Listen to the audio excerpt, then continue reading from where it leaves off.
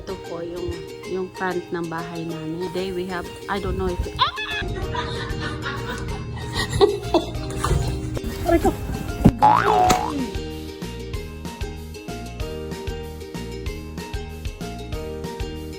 Welcome sa Buhay Ka Na Dyan. Yan. Kapag snow, paano ka magtrabaho ka na dyan?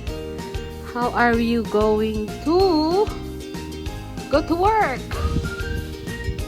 So, ang mangyayari, baka walang trabaho ka na dyan, no?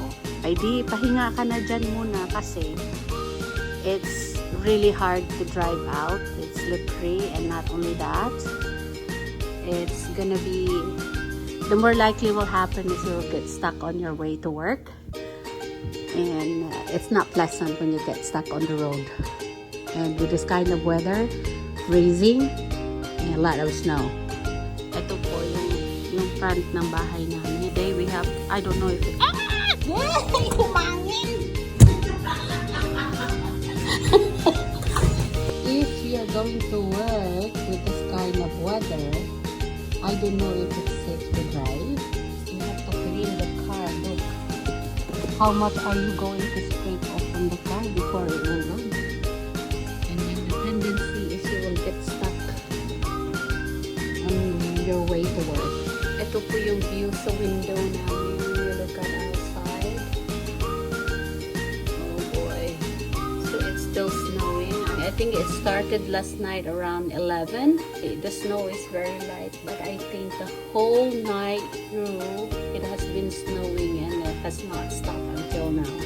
So this is our Christmas decoration, which is Christmas is over, but our decoration is not over.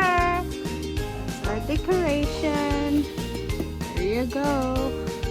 This is how you will know that a house is owned by a Filipino, because by their decoration.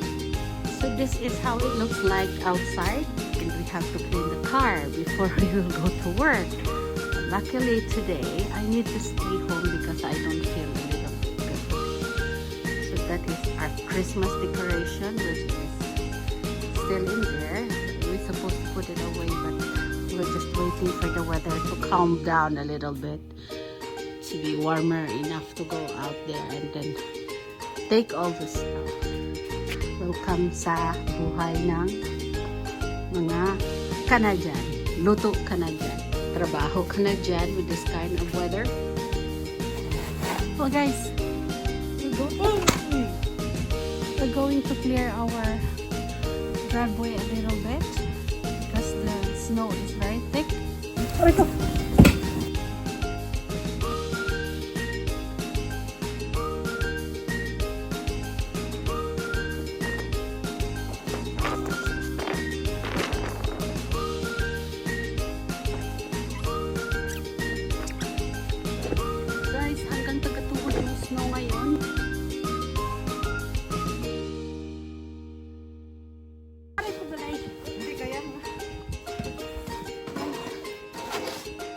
To go to work like this, it will take us forever before we go.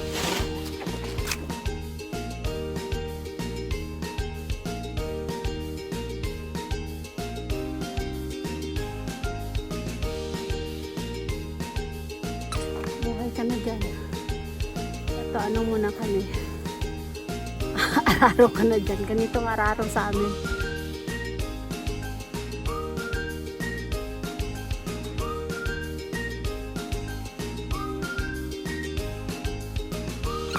Ay, nako. Luckily, we don't have to go out today.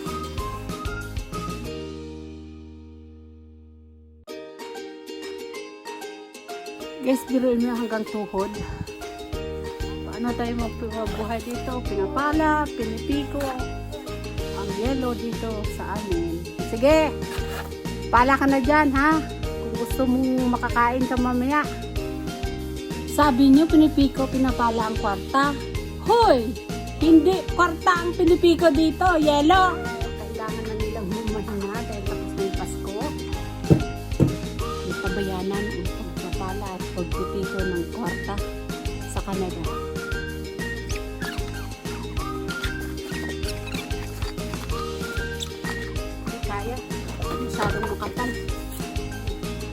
nakatulpo sa mukha ko.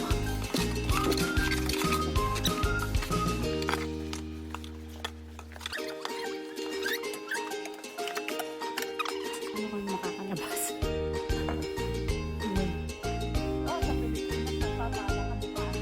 Yan, ito. Mga mahal namin sa buhay. Ito. Ano to? Dito yung sinasabi, pinipiko, pinapala ang kwarta. At ang tao sa abroad ay hindi nagpiko at nagpala ng pera. Snow ang pinapala dito, hindi pera. Okay? Alright.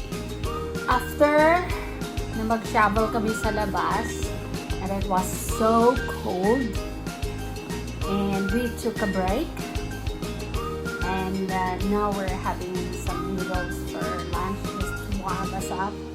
It's really good to have a warm and hot noodles with soup. So yeah, we're having noodles right now. This is my noodles. This is what I'm having for lunch after a cold shoveling time outside.